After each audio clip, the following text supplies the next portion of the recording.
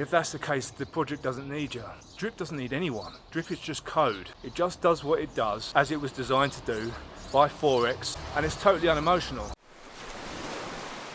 What is up, Drip fam? Welcome to a beautifully cool morning here in Mexico City. So first and foremost, there's a few things I want to straighten out this morning, and if this makes anyone salty out there, annoys anyone, I think we probably know why. So the statement I'm going to make is Drip Network is absolutely fine. And why do I say that?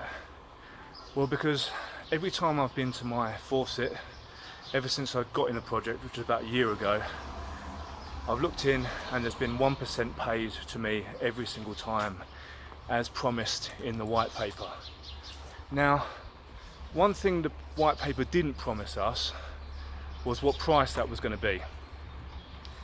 The code has done exactly what the code was designed to do, and that is pay 1%, and is unemotional in how it works. Code has no emotion. Code is completely neutral, and code does exactly what it was designed to do. The emotion comes from the investors.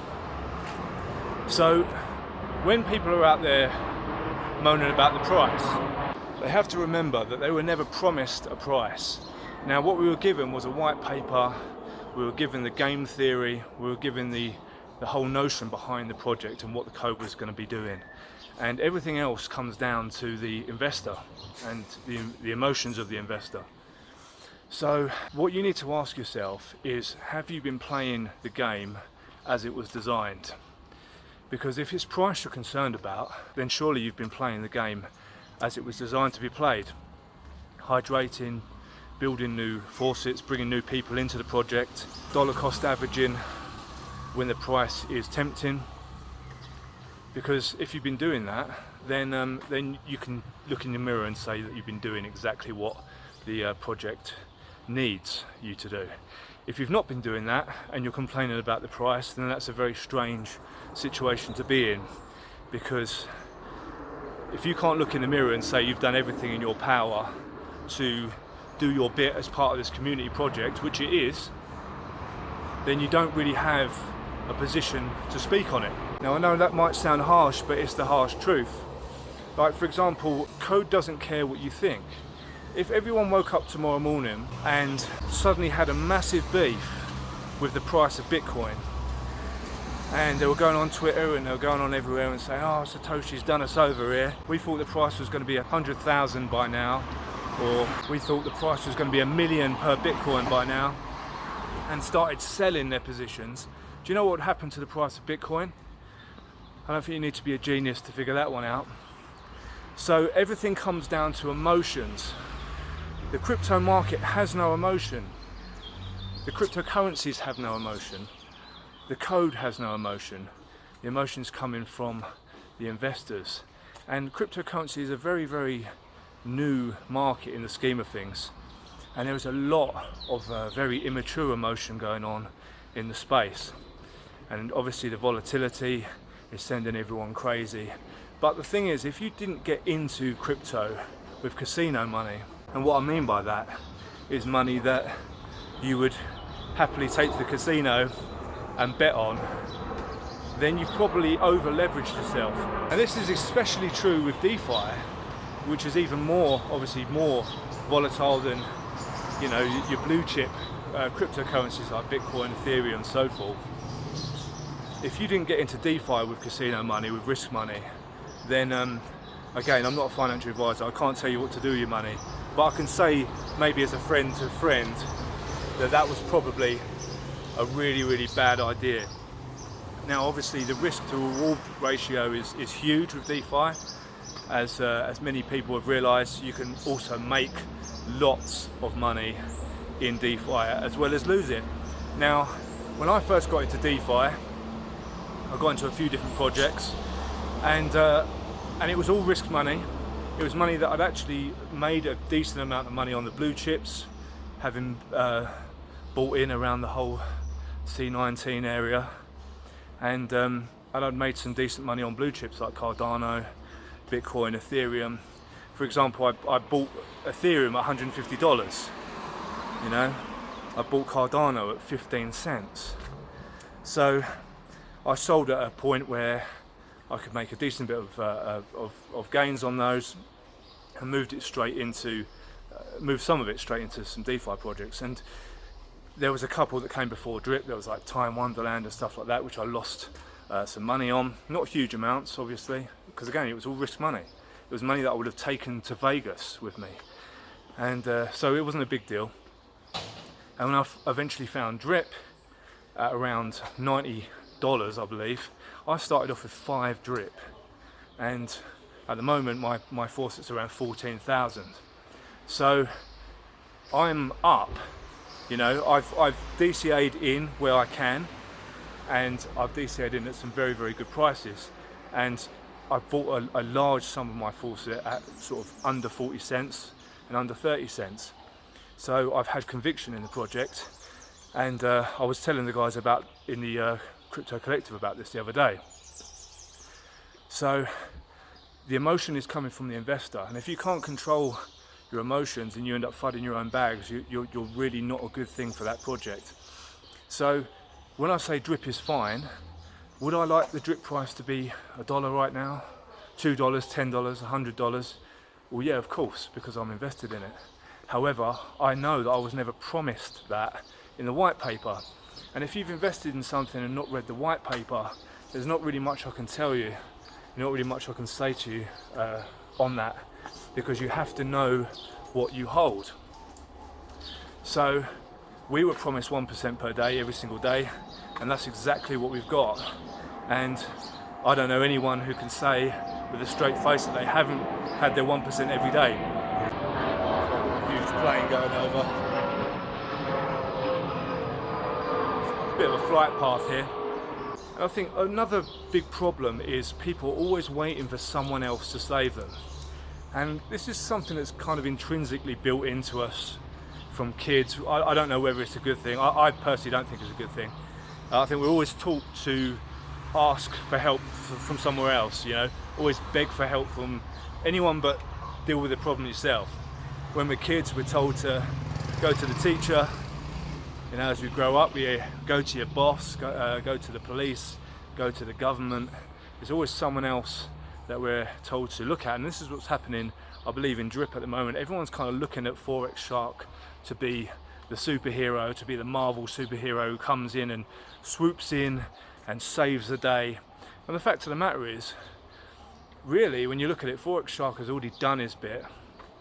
He's created the code that is paying you 1% per day every single day. He hasn't promised a price, and the price is down to the community. So instead of thinking about FOREX Shark as being this sort of Marvel superhero that's got to come and save us all, people need to start looking in the mirror a little bit about how they're dealing with their own situation. Like, what are you doing as part of the project? Are you hydrating, building new faucets, bringing new people in, being bullish on Twitter, being bullish on YouTube, you know, telling people the good parts of Drip and how it's never been breached and hacked, you know? Or are you just selling out every day? Just selling, fudding, going into groups and being negative Nancy? If that's the case, the project doesn't need you. Drip doesn't need anyone. Drip is just code. It just does what it does as it was designed to do by Forex, and it's totally unemotional. It doesn't need you.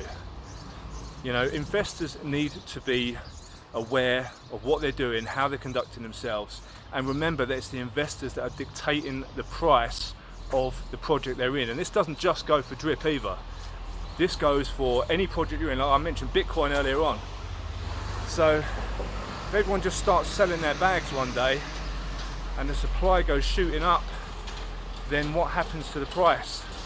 You know, it's a very, very simple equation, supply and demand. You know, and this is something you have to be aware of if you're involved in cryptocurrency. It's all speculative. You know, it's like venture capitalism. We're investing in these, basically startups, these small companies, and they need the investors to be behind the project, and they need you to be helping push the project along by doing whatever you're doing. Now for me, I can look in the mirror. I've put in a tweet recently that I'll put up on the screen now. I can look in the mirror and be sure that I have done so far everything that I can do to ensure this project succeeds. You know, just in my little sphere, whatever I can do. You know, I don't have a massive impact on the community. If I left tomorrow, Drip wouldn't realise, he wouldn't notice. No one would notice. Maybe a few of my YouTube followers might notice, but if I decided to start selling everything tomorrow, no one would really notice. It wouldn't impact the price or anything like that. But as a collective, we can make a difference, and we need to be very, very aware of that. So instead of looking at FOREX Shark to come and swoop in and save the day, let's look at what we're doing individually in this awesome project. There's so much going for it. There's nothing else in DeFi that's even worth talking about right now. The fact that we're talking about Drip, the fact that people use Drip, even if they're not talking about Drip in that video, they like to use Drip in their titles and things like that, because they know it's the only thing worth talking about in DeFi. So instead of, you know, looking at negatives, we need to be pushing forward and really making people aware of how awesome this project really is. So I wanted to come out and have while it was cool, while my body temperature's down a little bit, I wanted to come out and get that off of my chest a little bit today. And I'm using this walk as a good time to do that, to talk to you guys. And I'm just on my way to the gym. Lightweight, baby! Lightweight! I've had a few days off, and it's been nice to just let the body recover a little bit. Me and Mrs. Millionz have just been spending some quality time together, eating some good food, and we've got a few more things to do this week, so we've got a busy week ahead here. We're heading back to Santa Fe tomorrow. We've got some massage and physiotherapy tomorrow, just because we both need it. Spent a lot of time over the last 5 years doing a lot of martial arts and a lot of weightlifting and stuff, and my body needs straightening out a little bit. So we thought, why not? While we're here, we know an absolutely superb professional out here that works with sort of muscle chains and stuff like that. So she's going to be putting us through the ringer tomorrow. So that's going to be nice. I'm going to train today and then head back for a sort of an early lunch afterwards. So I'm going to have a bit of time today to catch up on some more YouTube videos and to get onto Twitter a little bit and do that sort of thing. And it's going to be just an absolutely brilliant day ahead. I already know that, I can already feel it. So I hope you guys all having an absolutely blessed day, whatever you're doing today. Drop it in the comments. What are you doing today? What are you doing today to push Drip forward? What are you doing today in your personal life? What goals are you going to achieve today? Are you hitting the gym? You know, are you working on your business? Tell me in the comments. I love to be inspired. And a massive thanks to everyone again that's been subscribing and liking these videos and leaving comments. It means the absolute world to me, I've got to say. And if you haven't subscribed already, please, people's elbow that subscribe button. Show your boy Drip Millionz a bit of love. Maybe drop a comment, and that'll be highly, highly appreciated. So have an absolutely awesome day, whatever you're doing, guys, and I'll see you all in the next video.